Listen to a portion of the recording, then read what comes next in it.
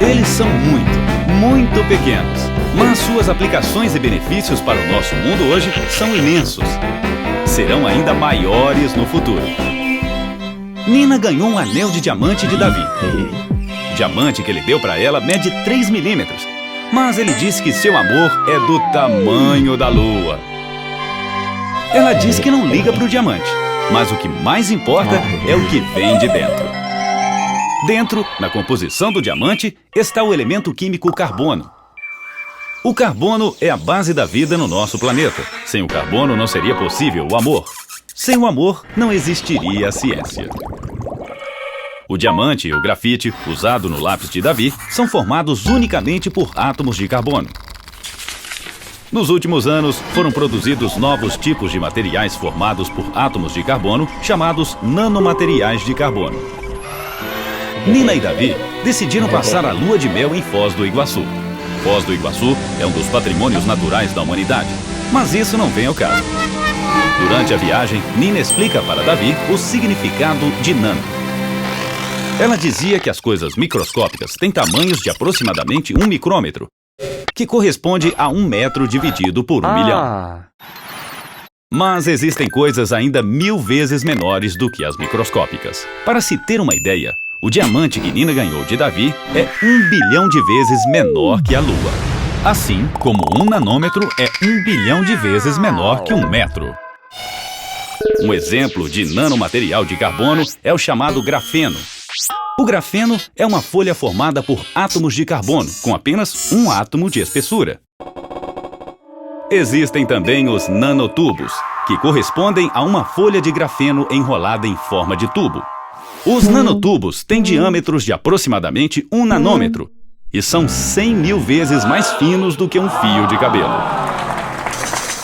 Outro exemplo são os fullerenos, onde os átomos de carbono formam uma esfera oca. Os nanomateriais de carbono são hoje usados em diversas aplicações tecnológicas. Eles são extremamente rígidos e são ótimos condutores de calor. Eles podem ser misturados em pequenas quantidades a outros materiais, como o plástico e o cimento, tornando-os mais resistentes. Isso se deve a um fenômeno que ocorre nos nanomateriais, chamado aumento da área específica. Chegando à Foz do Iguaçu, Davi decidiu fazer um café para Nina.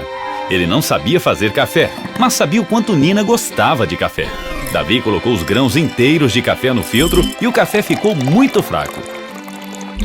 Nina explica para Davi que não se usa os grãos inteiros do café, e sim um pó com o grão moído. Isso acontece porque, ao moer o grão de café, muitas das moléculas que estavam no interior do grão inteiro passam a fazer parte da superfície do grão moído, aumentando a área de contato entre a água e o pó de café. Agora, imagine um pó muitas vezes mais fino que o pó de café, como, por exemplo, o pó de nanotubos nessa colher. Se você colocasse todos esses nanotubos um ao lado do outro, a área coberta seria maior do que um campo de futebol. Essa enorme superfície de contato faz com que os nanotubos se misturem bem com outros materiais ou passem a armazenar uma maior quantidade de cargas elétricas, podendo assim aumentar a eficiência de baterias e outras fontes renováveis de energia.